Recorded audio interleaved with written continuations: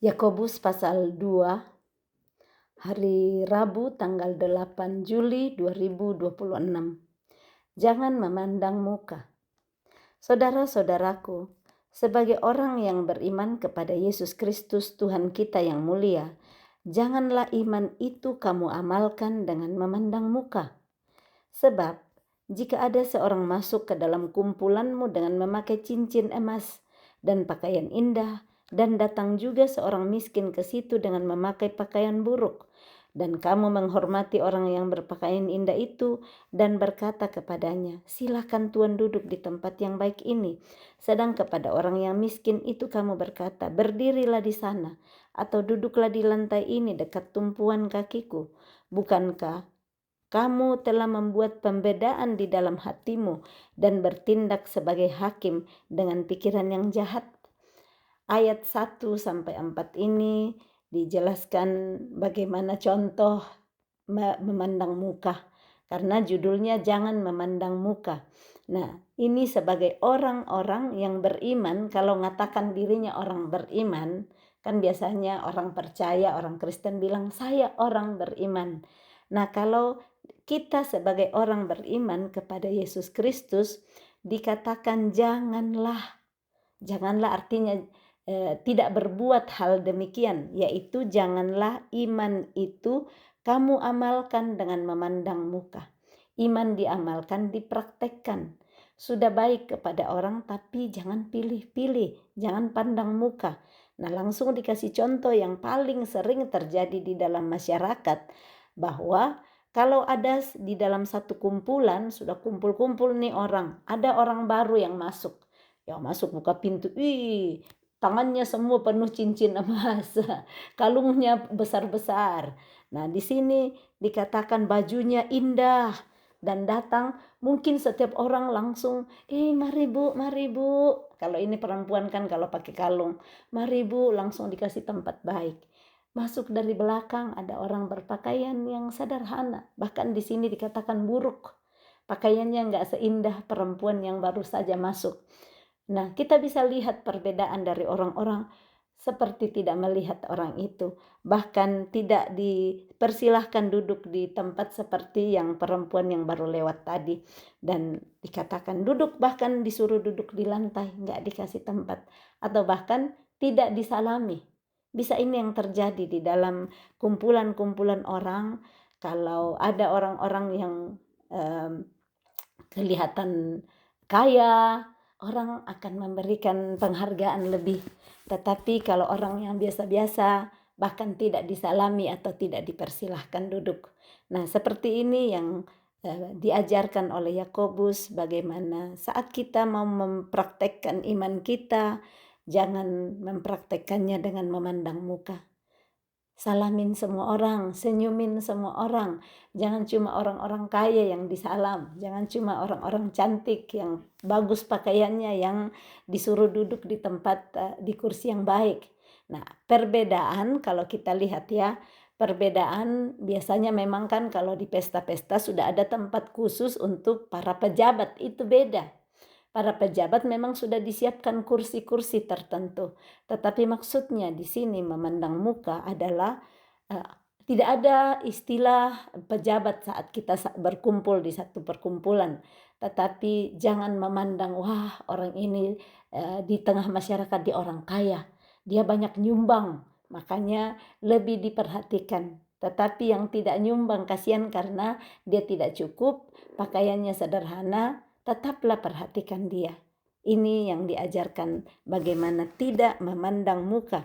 Karena saat kita beraksi seperti yang dituliskan di ayat yang kedua sampai ayat yang ketiga tadi, ini dikatakan di ayat 4, "Bukankah kamu telah membuat pembedaan di dalam hatimu?" Jadi aksi kita dimulai dengan apa yang ada di dalam hati kita. Saat hati kita melihat orang yang kaya, yang pakaiannya indah, itu lebih daripada orang yang pakaiannya buruk dan miskin. Mungkin kita sudah tahu di tengah masyarakat ya, suaminya hanya tukang beca, tukang sitor, kita nggak anggap di sana. Nah, Tuhan ajar melalui Yakobus untuk tidak melakukan pembedaan di dalam hati kita dan tidak bertindak sebagai hakim dengan pikiran yang jahat.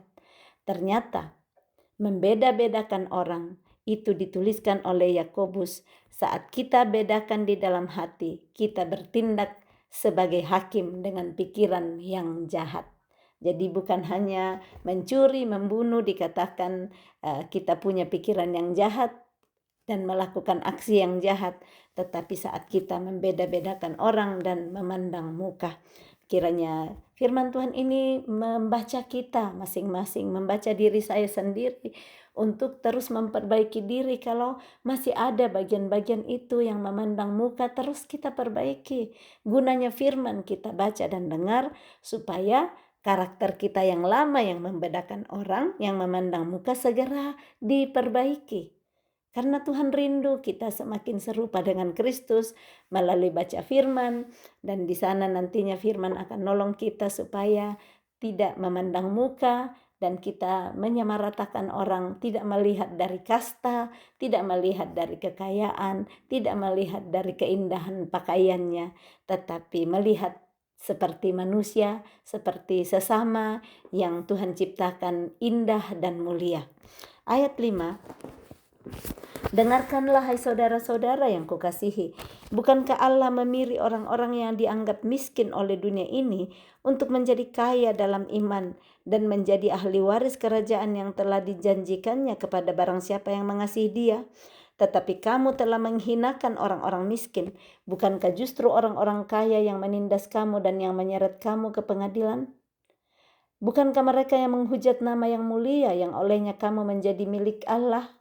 Akan tetapi jikalau kamu menjalankan hukum utama yang tertulis dalam kitab suci, kasihilah sesamamu manusia seperti dirimu sendiri, kamu berbuat baik. Tetapi jikalau kamu memandang muka, kamu berbuat dosa. Dan oleh hukum itu menjadi nyata bahwa kamu melakukan pelanggaran. Sebab barang siapa menuruti seluruh hukum itu, tetapi mengabaikan satu bagian daripadanya, ia bersalah terhadap seluruhnya. Sebab ia yang mengatakan jangan berzina, ia mengatakan juga jangan membunuh. Jadi jika kamu tidak berzina tetapi membunuh, maka kamu menjadi pelanggar hukum juga. Berkatalah dan berlakulah seperti orang-orang yang akan dihakimi oleh hukum yang memerdekakan orang. Sebab penghakiman yang tak berbelas kasihan akan berlaku atas orang yang tidak berbelas kasihan. Tetapi belas kasihan akan menang atas penghakiman.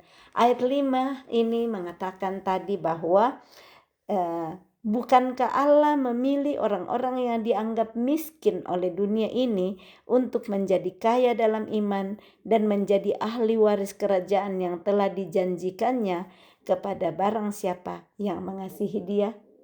Tuhan tidak melihat harta kita. Tuhan tidak melihat banyaknya lembaran kertas yang kita masukkan sebagai persembahan. Tuhan melihat hati kita. Punya Tuhanlah seluruh isi dunia. Dia nggak perhatikan banyaknya persembahan kita. Yang Tuhan perhatikan hati kita yang murni, hati kita yang tulus mengasihi Dia. Yang kita sudah baca di firman-firman sebelumnya, yang Tuhan menyenangkan hati Tuhan adalah hati yang penuh dengan syukur. Dan pastinya saat hati dipenuhi dengan syukur, kita juga bisa memberikan persembahan dengan tidak terpaksa. Kita berikan seperti yang Tuhan taruh di hati kita. Karena kita hanya pengelola dari harta Tuhan. Kita hanya seperti teller di bank. Orang datang bawa uangnya dan kita hanya pengelola. Kalau yang punya uang datang bilang saya mau tarik uangku 10 juta misalnya. Kita nggak bilang 1 juta saja ya, jangan ambil 10 juta ya. Tidak seperti itu.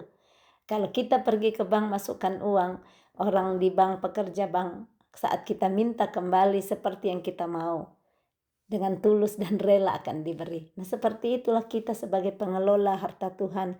Nah, Tuhan akan memilih orang yang kelihatannya dan dianggap miskin oleh dunia itu menjadi kaya dalam iman dan menjadi ahli waris kerajaan Allah. Ingat kisah Lazarus dan orang kaya, Lazarus miskin dan orang kaya. Bagaimana kasihan Lazarus dalam hidupnya di bumi. Dia hanya menunggu remah-remah makanan dari orang kaya, bahkan dia punya banyak bisul di boroknya itu dijilatin anjing, tetapi waktu dia mati dia mendapat menjadi ahli waris kerajaan sorga. Dia di pangku Abraham, sedangkan orang kaya karena dalam kekayaannya dia makan sendiri di mejanya, nggak perhatikan orang miskin. Nah inilah yang dikatakan berbagi, punya belas kasihan, punya hati yang murah hati. Nah saat murah hati di bumi, upahnya nanti di surga. Jadi sekalipun hari ini mungkin kita bermurah hati, tapi mungkin yang tempat kita bermurah hati nggak balas, jangan takut karena janji Tuhan. Berbahagialah orang yang murah hati karena dia akan mendapatkan kemurahan. Tuhan yang membalas jauh lebih daripada yang kita pikir, upah besar di surga. Lakukan terus kemurahan, murah hati, murah senyum, murah kebaikan, murah keramahan kepada setiap orang, dan Tuhan yang akan membalas di sana. Nah kita baca juga tadi bagaimana biasanya orang-orang kaya yang malam menindas dan menyeret ke pengadilan untuk hal-hal kecil, karena masuk pengadilan itu butuh uang kan. Pengadilan nggak gratis. Kalau kita mau bawa satu kasus ke pengadilan pasti ada biaya, ada tenaga, ada banyak perasaan di sana. Jadi kalau kita sebagai umat Tuhan, hal-hal kecil nggak usahlah ditarik-tarik ke pengadilan. Baik kita coba selesaikan dulu dengan hati yang tenang, dengan kepala dingin. Mungkin tidak harus ditarik-tarik ke pengadilan, tetapi kita bisa selesaikan dengan hikmat daripada Tuhan tanpa membesar-besarkan masalah. Kecilkanlah masalah besar dan hilangkanlah masalah kecil. Yang berikut, iman tanpa perbuatan pada hakikatnya adalah mati. Ayat 14. Apakah gunanya, saudara-saudaraku, jika seorang mengatakan bahwa ia mempunyai iman, padahal ia tidak mempunyai perbuatan? Dapatkah iman itu menyelamatkan dia? Jadi kalau kita bilang, saya punya iman, contoh, punya iman saya akan sehat, lagi sakit nih, punya iman sehat akan sehat, tetapi dia tidak bikin perbuatan, dia nggak coba minum obat, tidak coba merawat diri. Nah bagaimana mau sembuh itu kalau lagi sakit tetapi tidak ada usaha untuk penyakitnya disembuhkan. Nah bisa kita dengan doa, tetapi dengan doa ada juga hikmat yang Tuhan beri. Kita bisa ke dokter, dokter sudah diberi pengetahuan oleh Tuhan supaya kita dapat obat dan kita bisa sembuh. Nah jadi kalau pusing, misalnya pusing kepala, sudah ada Panadol, sudah ada paracetamol. Tapi kalau kita bilang, ya saya berdoa dan sembuh. Betul, ada juga yang kita cuman berdoa dan sembuh. Saya nggak bilang cuma di sini, tetapi ada bagian-bagian juga di mana Tuhan kasih hikmat kepada manusia. Ada vitamin-vitamin yang kita bisa konsumsi supaya kita lebih sehat dan segar. Dan ditambah pastinya dengan percaya firman Tuhan. Oleh bilur-bilurnya aku telah sembuh, disampaikannya firman-Nya, disembuhkannya aku. Nah saat kita tahu firman dan kita juga lakukan bagian kita di sana, nah disitulah Tuhan bisa sembuhkan kita. Tetapi kalau cuma iman, kita imani dan cuma di kamar 24 jam berdoa supaya sembuh, tidak ada perbuatannya di sana. Bukan seperti itu iman yang mau diajarkan kepada kita, tetapi iman yang mempunyai perbuatan, iman yang punya aksi. Mengimani rumah tanggaku pasti dipulihkan Tuhan kalau lagi bermasalah dalam rumah tangga. Tapi tidak pernah ada perbuatan, masih tetap sama, istri tetap cerewet, nggak pernah siapkan makan untuk suami, bagaimana rumah tangga mau dipulihkan? Tetapi saat mengimani rumah tanggaku dipulihkan, mulai ubah karakter lama. Karakter lama yang suka kritik suami atau suka kritik istri, karakter lama yang suka malas-malasan, karakter lama yang tidak mau diajak kerjasama, yang terus ego, tidak dikerjakan. Bagaimana rumah tangga mau pulih? Hanya saat kita melakukan perbuatan. Iman tanpa perbuatan kan mati. Kita lanjut dulu. Jadi apakah gunanya saudara-saudaraku jika seorang mengatakan bahwa ia mempunyai iman padahal ia tidak mempunyai perbuatan. Jadi mengimani sesuatu, kita juga punya perbuatan. Mengimani mau kerja, dapat pekerjaan, perlu ada perbuatannya, perlu tulis lamaran, perlu telepon tempat-tempat untuk bisa bekerja, usahakan. Nah, dengan iman saya akan bekerja, ada usaha di sana, disitulah Tuhan bekerja. Pasti kita bisa dapat satu pekerjaan nantinya. Saya kasih contoh. Saya pulang dari Indonesia, saya sudah aminkan saya akan dapat kerja lagi karena saya freelance. Saya nggak ada kontrak, jadi saya dipanggil kerja kalau ada yang dibutuhkan. Nah, saya pulang dari Indonesia, saya langsung telepon di center pusat tempat pekerjaan untuk saya ya. Saya cuma info, Ibu, saya sudah pulang ke Swiss. Kemarin saya sudah langsung dapat telepon, boleh kerja. Jadi saya sudah ada pekerjaan lagi, saya dipanggil kerja. Untuk sementara dipanggil hari Jumat sore, dari jam 1:30 sampai jam 6:30 malam. Nah, saya aminkan, mungkin masih ada lagi pekerjaan lain, mungkin besok hari Kamis saya bisa dapat kerja juga, ataukah minggu depan. Jadi saya aminkan begitu, tetapi saya tidak pulang dari Indonesia duduk-duduk sambil tunggu, oh ya mereka akan telepon saya. Saya dulu yang yang mencari bola. Kan biasa kita cuma tunggu bola di kandang. Saya mencari bola, saya telepon, memberitahu saya sudah ada di sini kembali. Sekalipun saya sudah info dulu ya, saya ke Indonesia, saya mau libur 2 bulan, nanti saya pulang. Tetapi kan perlu ada bagian dari kita, orang bisa lihat kita mau dan berusaha. Jadi puji Tuhan saya dapat lagi kerja untuk hari Jumat yang akan datang, dan saya aminkan, saya imani minggu-minggu yang akan datang juga saya sudah ada kerja. Ya, kita lanjut lagi ayat 15. Jika seorang saudara atau saudari tidak mempunyai pakaian dan kekurangan makanan sehari-hari, dan seorang dari antara kamu berkata, selamat jalan, kenakanlah kain panas dan makanlah sampai kenyang, tetapi ia tidak memberikan kepadanya apa yang perlu bagi tubuhnya, apakah gunanya itu? Demikian juga halnya dengan iman. Jika iman tidak disertai perbuatan, maka iman itu pada hakikatnya adalah mati. Kasih contoh lagi. Ini Yakobus banyak kasih contoh ya. Dia memberi pengajaran tetapi ada contoh. Karena biasanya contoh lebih gampang kita ngerti daripada teori-teori saja. Jadi Paulus memberi contoh, misalnya ada seorang saudara atau saudari kita yang tidak punya pakaian dan kekurangan makanan sehari-hari, dan yang lain bilang, oke, selamat jalan, padahal kasihan kepanasan, tidak ada pakaian, tidak ada payung. Nah, yang seperti ini yang namanya iman, yang namanya kasih. Berikanlah apa yang mereka butuhkan. Nah, tetapi kadang kita malah berikan orang yang sudah berlebih. Nah, yang orang-orang yang membutuhkan seperti itulah baik kita perhatikan, kita berikan apa yang mereka butuh. Jangan kita kirim mereka pergi, oh ya selamat jalan, kasihan perut mereka keroncongan karena sudah jam makan tidak diajak makan. Disuruh pergi padahal itu jam makan siang, lagi panas terik, tidak ada payung, bajunya kasihan compang-camping, padahal baju kita di lemari banyak. Berikanlah. Biarlah kita di sana bermurah hati untuk orang yang membutuhkan. Yang berikut ayat 18, tetapi mungkin ada orang berkata, padamu ada iman dan padaku ada perbuatan. Aku akan menjawab dia, tunjukkanlah kepadaku imanmu itu tanpa perbuatan, dan aku akan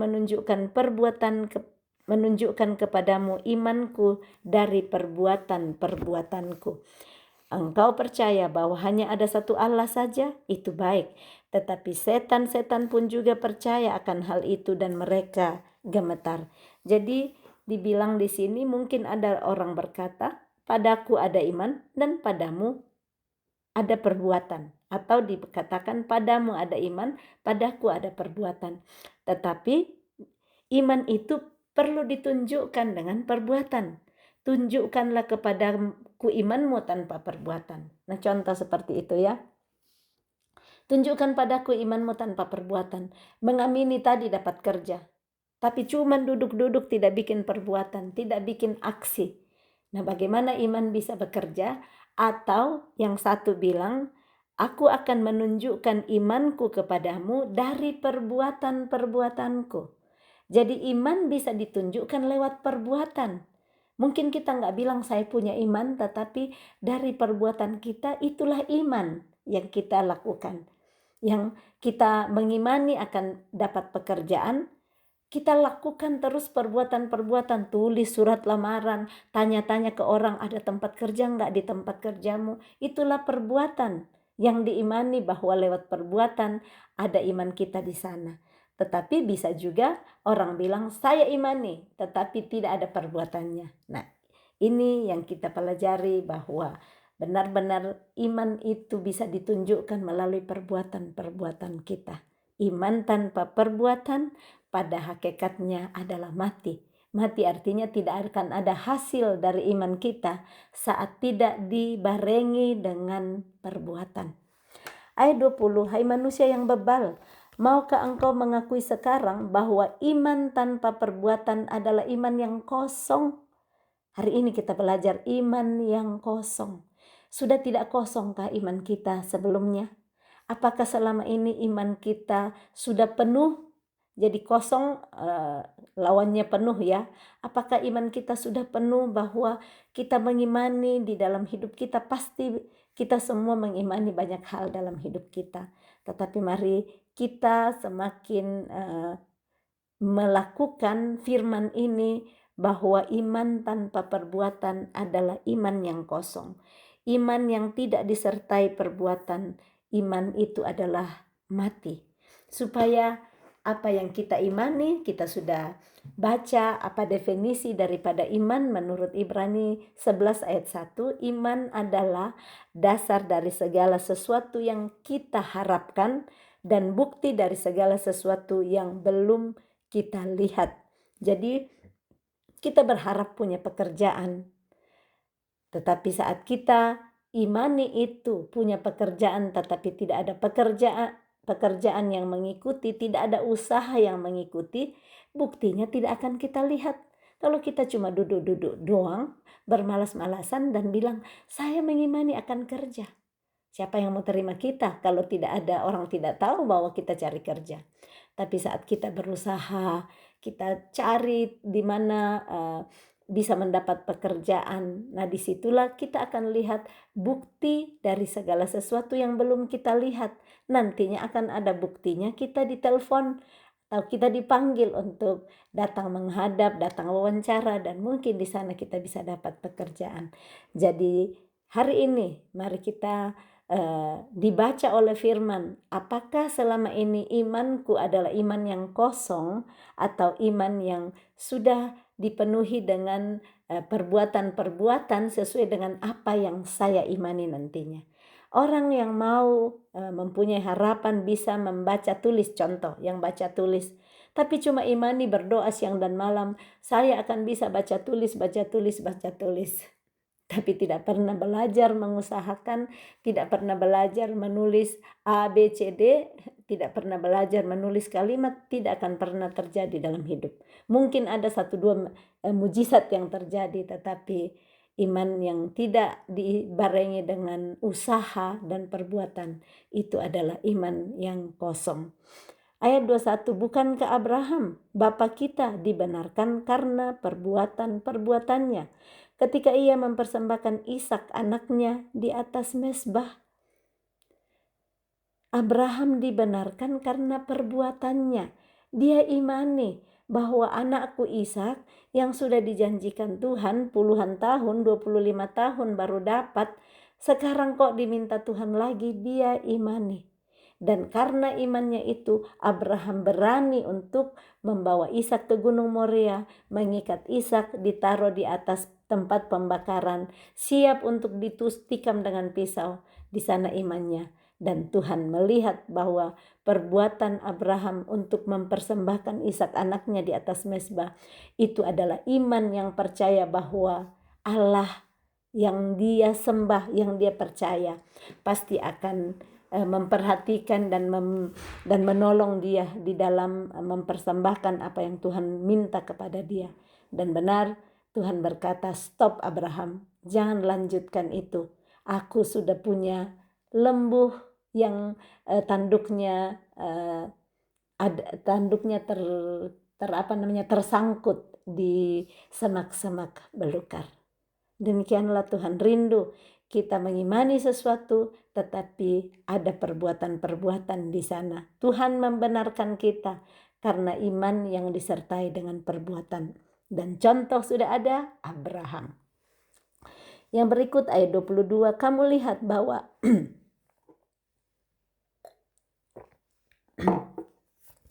kamu lihat bahwa iman bekerja sama dengan perbuatan-perbuatan, dan oleh perbuatan-perbuatan itu iman menjadi sempurna. Kesempurnaan iman ditentukan oleh perbuatan-perbuatan. Dengan jalan demikian genaplah nas yang mengatakan, lalu percayalah Abraham kepada Allah, maka Allah memperhitungkan hal itu kepadanya sebagai kebenaran. Karena itu Abraham disebut sahabat Allah. Jadi apa yang membuat Allah memperhitungkan kepada Abraham sebagai kebenaran apa yang dilakukannya adalah karena Abraham percaya, Abraham mengimani, mempercayai Allah, sehingga dia berani melakukan perbuatan untuk mempersembahkan Ishak. Kita perlu dulu percaya kepada apa yang Tuhan lakukan dalam hidup kita. Kita mempercayai terlebih dahulu sebelum terjadi. Firman Tuhan berkata, Tuhan Yesus berkata, jadilah kepadamu menurut imanmu, sesuai dengan imanmu. Nah, karena kita imanilah, maka kita berbuat. Aku percaya, maka itu aku berkata-kata, kata firman Tuhan di Alkitab yang lain, di pembacaan-pembacaan firman yang lain. Aku percaya, karena itu aku berkata-kata. Kita menerapi diri kita dengan firman setiap hari karena kita percaya. Karena itu kita berkata-kata, memperkatakan firman. Dan nanti diikuti perbuatan. Firman bilang bahwa Tuhan adalah gembalaku, tak akan kekurangan aku. Saat kita lihat beras di karung tinggal sedikit sekali, tetap mengimani Tuhan, Engkau tidak akan membuat aku sendirian, tidak akan meninggalkan aku, itu janjimu, tidak akan membiarkan aku sendirian, aku tidak akan kekurangan apapun. Nah, dengan beras yang ada kita bisa cukupkan bersama-sama, dibagi bersama, dan kita akan lihat bahwa saat percaya seperti itu, mungkin sorenya ada tetangga yang datang ketuk-ketuk pintu bawakan makanan, atau ada keluarga yang mengirimkan uang untuk kita bisa beli beras. Nah, seperti itulah yang mempercayai apa pekerjaan Tuhan dalam hidup kita. Itulah yang akan membuat Tuhan memperhitungkan apa yang kita percayai itu sebagai kebenaran. Karena itu Abraham disebut sahabat Allah.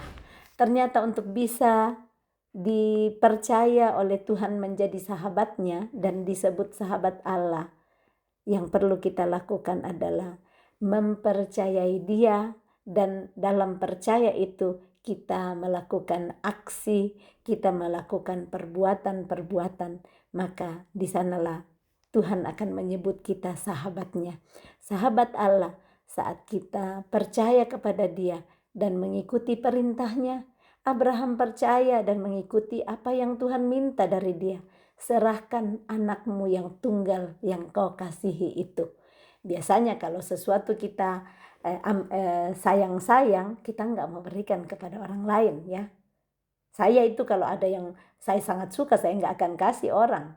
Tetapi dari hari ke sehari saya melatih diri saya. Kalau Tuhan yang suruh, yang saya suka, saya akan berikan. Kalau Tuhan suruh ya, bukan saya sendiri. Atau biar orang minta tapi bukan Tuhan suruh. Saya suka sekali, kenapa saya mau kasih?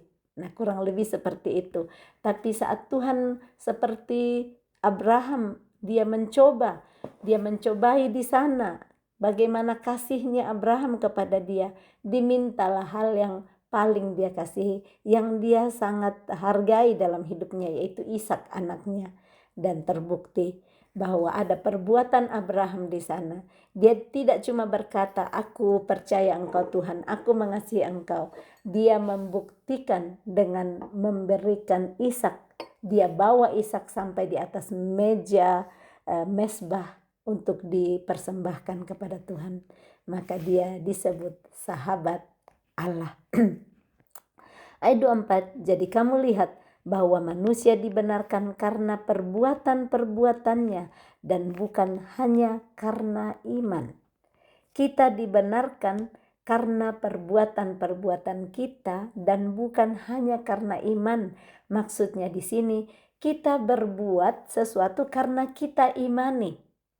Jadi karena kita mengimani, karena Abraham mengimani Tuhan tidak jahat sama dia. Dia tahu pasti Tuhan baik, sekalipun yang diminta Tuhan tidak masuk akal. Dia diminta anaknya yang tunggal, yang sangat dia kasihi. Tetapi dia percaya, dia mengimani Tuhan baik dalam hidupnya. Tuhan baik. Nah, saat kita mengimani bahwa Tuhan baik, kita akan rela memberikan apa yang Tuhan minta. Waktu terbaik kita pun kita akan berikan. Kalau kita tahu bahwa Tuhan baik, gak mungkin jahat kalau minta waktuku yang saya pikir waktu terbaikku. Karena itulah kita melakukan perbuatan dimulai dengan iman. Tetapi manusia dibenarkan bukan hanya karena mengimani dan tidak ada perbuatan di sana. Ayat 25, dan bukankah demikian juga dengan Rahab pelacur itu?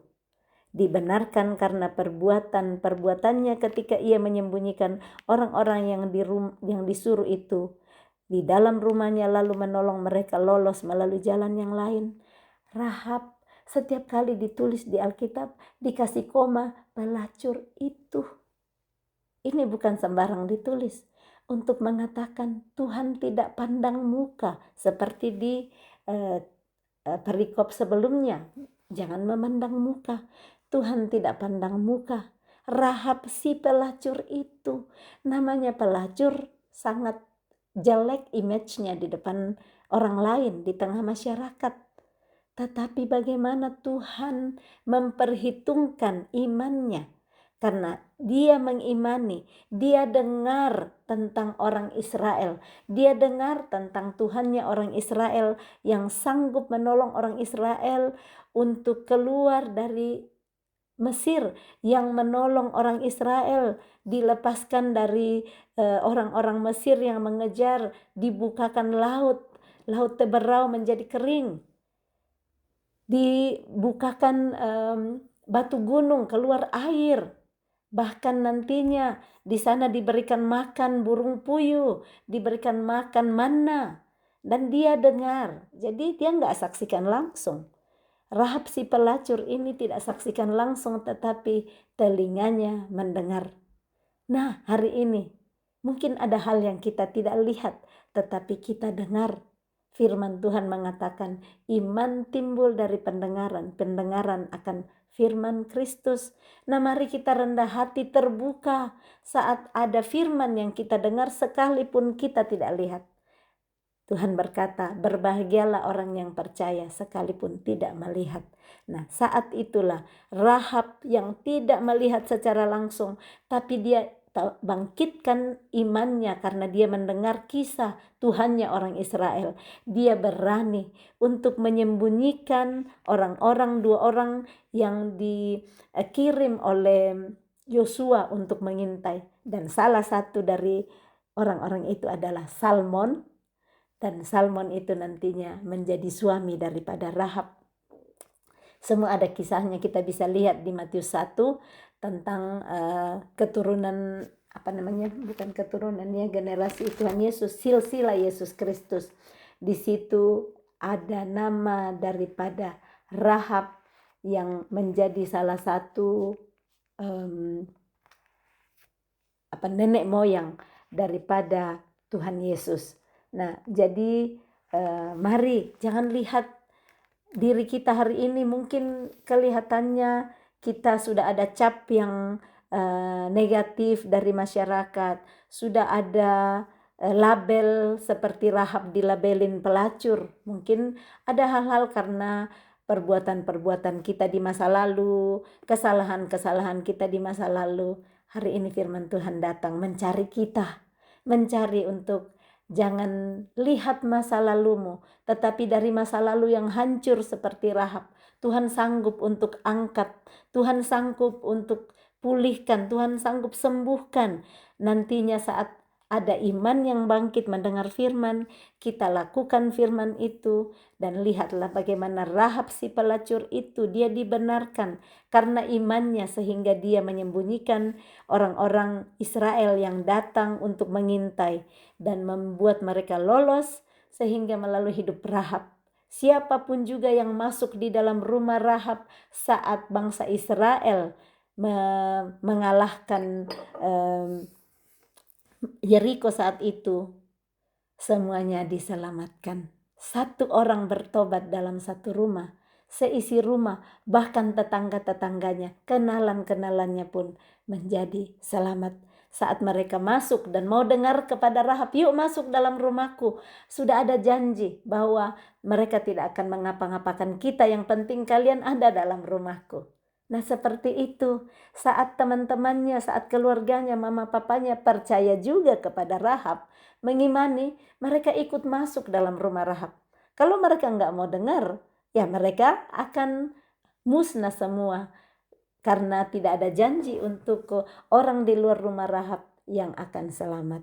Karena satu orang, Rahab pelacur itu, dibenarkan karena perbuatannya. Dan dia juga lewat hidupnya, Tuhan dimuliakan, dia menyelamatkan banyak sekali orang-orang lain, keluarganya, saudara-saudaranya, dan kenalan-kenalannya itu ada di perjanjian baru, perjanjian lama. Nanti kita baca ulang setelah kita selesai perjanjian baru, kita akan gali semua nantinya perjanjian lama kembali supaya kita semakin dibukakan pengertian-pengertian baru, kisah-kisah hidup pahlawan-pahlawan iman. Karena Rahab pelacur itu adalah salah satu yang menjadi pahlawan iman yang dituliskan di Ibrani pasal 11. Karena iman maka Rahab menyembunyikan orang-orang yang datang mengintai di kotanya. Kita lihat yang berikutnya, ayat 26. Sebab seperti tubuh tanpa roh adalah mati, demikian jugalah iman tanpa perbuatan-perbuatan adalah mati. Tubuh seseorang saat tidak ada rohnya lagi, di sanalah manusia dikatakan mati. Roh, tidak ada lagi nafas kehidupan, saat itu kita sudah mati. Demikian juga iman, kita bisa punya iman, tetapi tanpa perbuatan, iman kita adalah mati. Mari lewat pembacaan firman Tuhan hari ini, kita bangun hidup kita dengan iman yang berisi, bukan iman yang kosong, melalui perbuatan-perbuatan yang kita lakukan karena didorong oleh iman yang ada di dalam hati kita, karena kita mendengar kebenaran firman. Seperti Rahab, dia terdorong untuk beraksi, melakukan perbuatan, menyembunyikan orang-orang yang datang disuruh untuk mengintai di dalam rumahnya. Dan karena imannya itu, dia menjadi selamat. Karena imannya, dia melakukan perbuatan itu, membuat dia, seisi rumahnya, tetangga-tetangganya, kenalan-kenalannya menjadi selamat. Kiranya firman Tuhan hari ini membukakan yang masih tertutup selama ini, yang kita kurang ngerti. Roh Kudus terus menolong kita dari hari ke hari, membongkarkan semua yang tertimbun yang kita tidak ngerti. Tetapi dia yang akan nolong kita, memberi pengertian yang sederhana, yang sanggup kita ngerti, supaya nantinya kita bisa melakukannya, mempraktekkannya dalam hidup kita. Sehingga kita bukan hanya menjadi pendengar firman, pembaca firman, tetapi kita juga adalah pelaku firman, supaya kita tidak menipu diri kita sendiri, seperti kata Yakobus 1 kemarin yang kita sudah baca. Amin. Demikian firman Tuhan.